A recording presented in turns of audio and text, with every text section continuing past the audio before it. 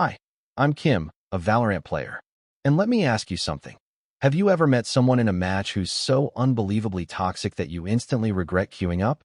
Like the kind of player who flames you before the round even begins, breathes into their mic like it personally hates them, and somehow manages to tilt the entire team without even dying yet? Yeah, I met someone like that. But here's the twist. This isn't really a story about a toxic player. It's a story about a person who was hurting way more than any of us realized.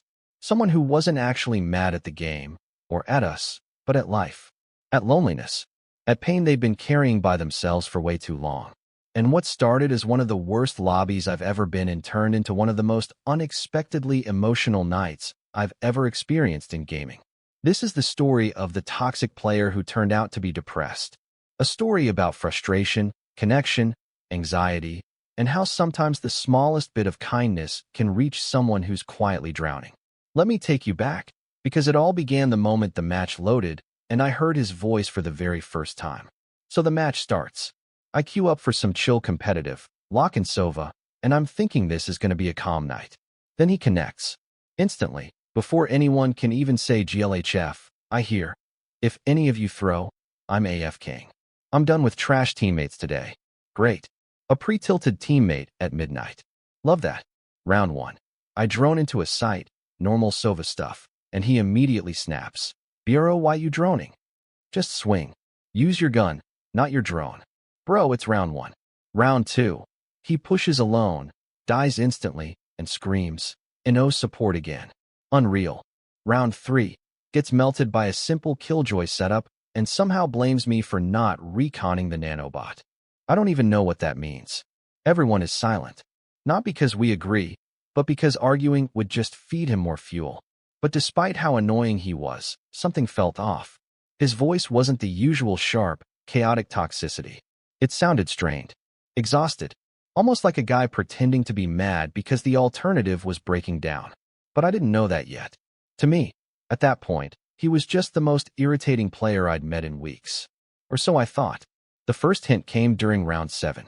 He flamed our jet for missing a shot, but when his mic stayed open a little too long, I heard something he didn't mean for us to hear, a shaky breath. Unsteady, like someone holding something heavy inside. Then between rounds, barely audible, he muttered, "I'm just so tired." Not in a tilted way. Not in a bad teammate's way. It sounded like a guy who was tired of life itself. That's when my intuition kicked in.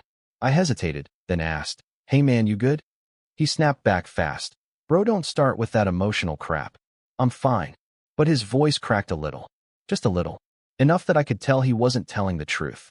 Then for the first time, something unexpected happened. He said softly, "Sorry." Not aggressive. Not sarcastic. Just sorry. Like he didn't know how else to hold himself together. And in that moment, I realized something. This guy wasn't angry. He was hurting. He wasn't attacking us. He was struggling with something way bigger than a game. And the cracks in his tone were starting to show. By halftime, we were down 4-8. No one talking. Everyone just wanting the match to end. Except him. He suddenly went silent. Not muted. Not disconnected. Just quiet. And that silence felt different. When the round ended, he spoke in a low, shaky voice.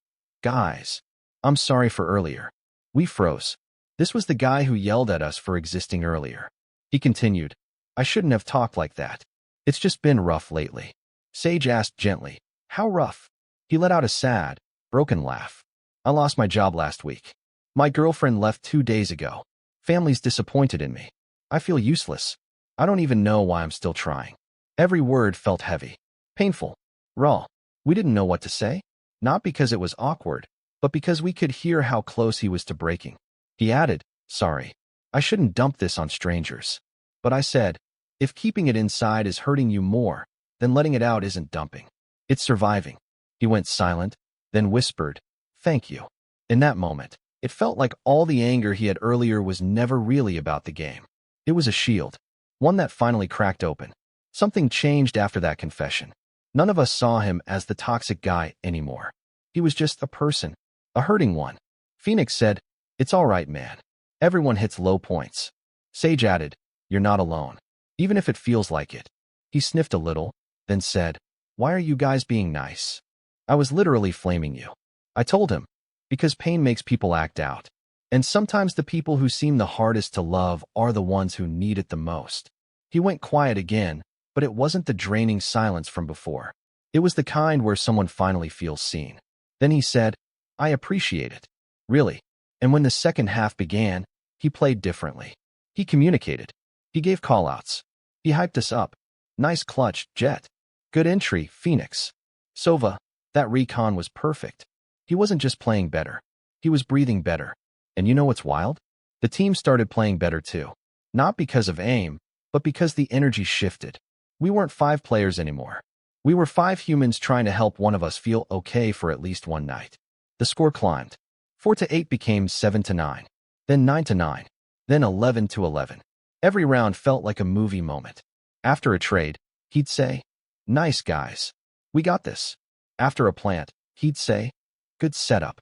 Let's hold." After a close call, he'd even laugh. A real, genuine one. At 11-11, he suddenly said, "Hey, let's win this together, yeah?" The same guy who threatened to AFK at round 1 was now encouraging us. Match point.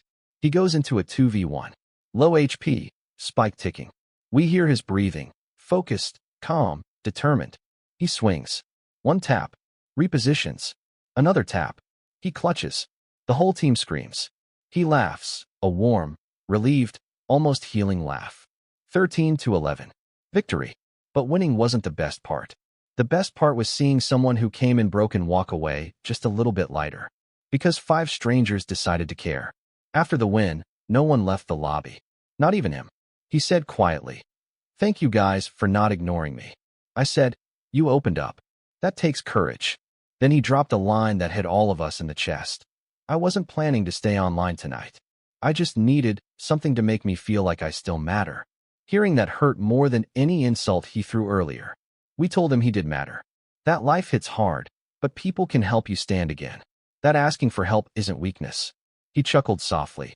"Crazy how strangers in a game treated me better than people I know." But I replied, "Sometimes the right people appear in the most random places." He sniffed, trying not to let us hear it. We all sent friend requests. Normally, you expect someone like him to decline. He didn't. He accepted instantly. He said, "I'd like to play with you guys again, if that's okay." And we said, "It's more than okay." That night, he didn't just gain a team. He gained a little hope. I still think about that match. Not because of the gameplay. Not because we won. But because of what it reminded me. You never really know what someone is going through behind the screen. Some people aren't toxic because they're bad people. Some are toxic because life has been punching them nonstop. Because they're lonely. Because they're overwhelmed. Because they're hurting and don't know how to say it out loud. But sometimes, kindness reaches them anyway. Sometimes a simple, "Hey man, you okay?" is enough to break the walls they've been hiding behind for years. That night didn't fix his life. It didn't magically erase his pain. But it gave him one small moment where he didn't feel alone. Where he felt heard. Where he felt human again.